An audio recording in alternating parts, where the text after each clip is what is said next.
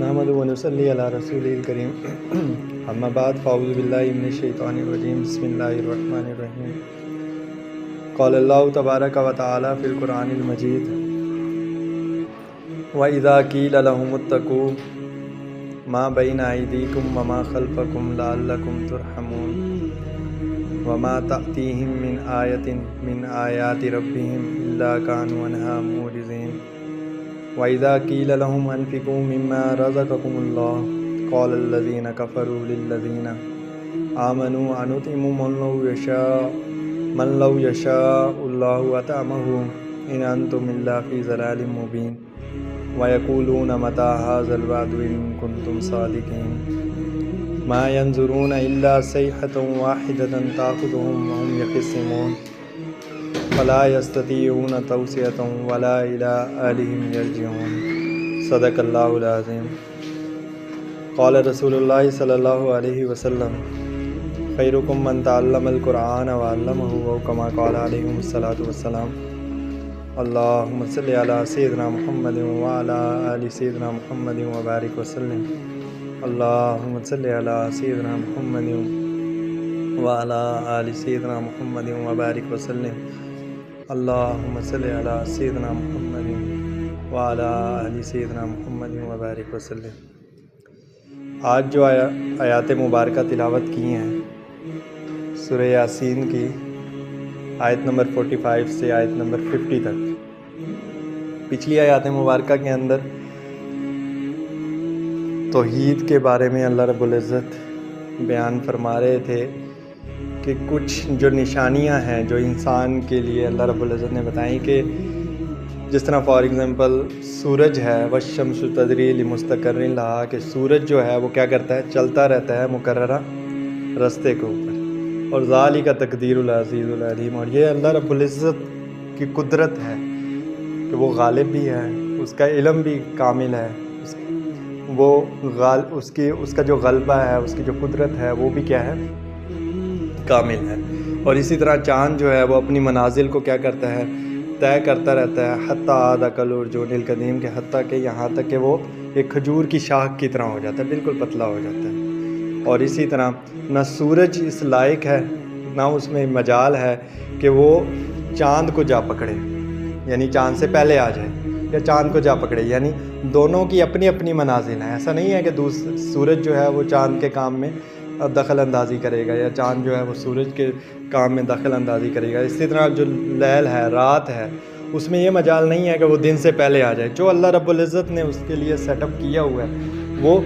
ویسے ہی ہوگا۔ وَكُلٌّ فِي فَلَكٍ يَسْبَحُونَ، اور یہ کیا کرتے رہتے ہیں، دائرہ میں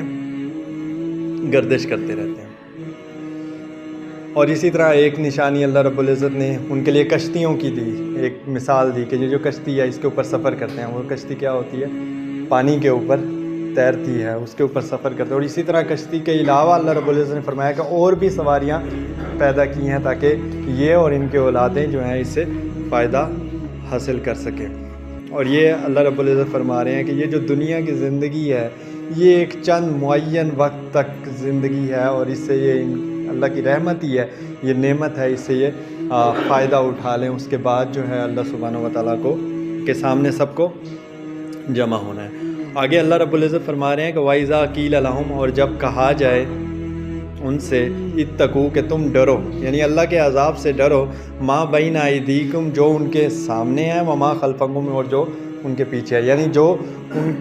ان کے سامنے ہے یا ان کے بعد آنے والا ہے عذاب، یعنی کل قیامت والے دن بھی ان کو عذاب کا مزہ چکھنا ہوگا جو اللہ رب العزت نے بتایا۔ تو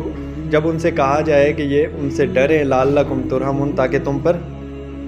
رحم کیا جائے۔ وما تاتیم، آگے اللہ رب العزت فرما رہے ہیں کہ وما تاتیم من آیات،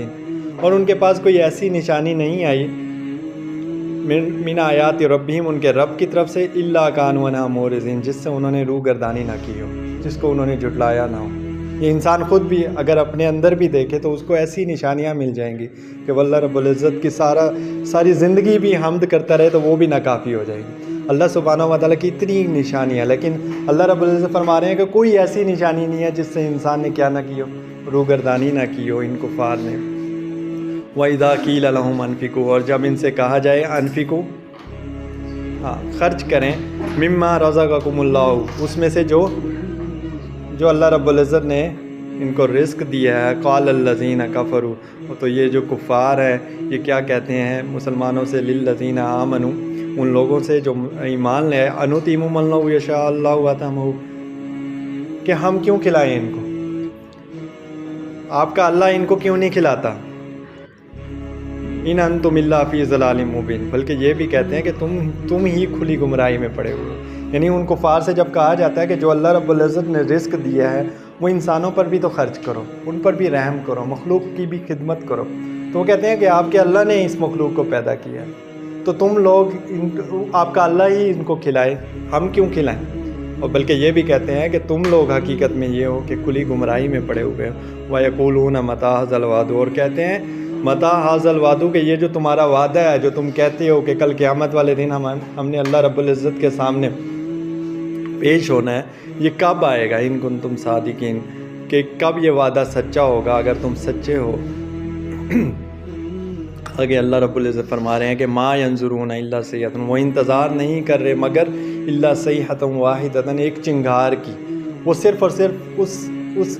وقت کا انتظار، وہ کہتے ہیں نا کہ وہ وعدہ کب پیدا ہوگا، وہ آپ کا وعدہ کب سچا ہوگا کہ کل قیامت آئے گی۔ تو اللہ رب العزت فرما رہے ہیں کہ وہ اس وقت کا انتظار نہیں کر رہے، بلکہ وہ تو اس چنگھار کا انتظار کر رہے ہیں، جو ایک چنگھار آئے گی تاخذہم ینقسمون، جب وہ آپس میں جھگڑ رہے ہوں گے، یعنی ایک چنگھار آئے گی اور سب کے سب کیا ہو جائیں گے، مر جائیں گے، یعنی اللہ رب العزت کے عذاب کا انتظار کر رہے ہیں۔ وہ یہ نہیں کہہ رہے کہ کل قیامت کا وقت کب آئے گا، بلکہ وہ تو انتظار کر رہے ہیں، آپ سے پوچھ رہے ہیں، اس عذاب کا پوچھ رہے ہیں، اور ان کو آ پکڑے گا وہم یخصمون، جب وہ آپس میں جھگڑ رہے ہوں گے، فلا یستطیعون، پھر وہ نہ کر سکیں گے توصیۃ وصیت، ولا الی اہلہم یرجعون، اور نہ وہ اپنے گھر والوں کو واپس لوٹ پائیں گے، یعنی ان کو اتنی بھی مہلت نہیں ملے گی، نہ وہ اپنے گھر والوں کو وصیت کر پائیں گے اور نہ ہی اپنے گھروں کو واپس لوٹ پائیں گے۔ اللہ رب العزت سے دعا ہے جو کچھ پڑھا سنا اس پر عمل کرنے کی توفیق عطا فرمائے۔ وآخر دعوانا الحمدللہ رب العالمین۔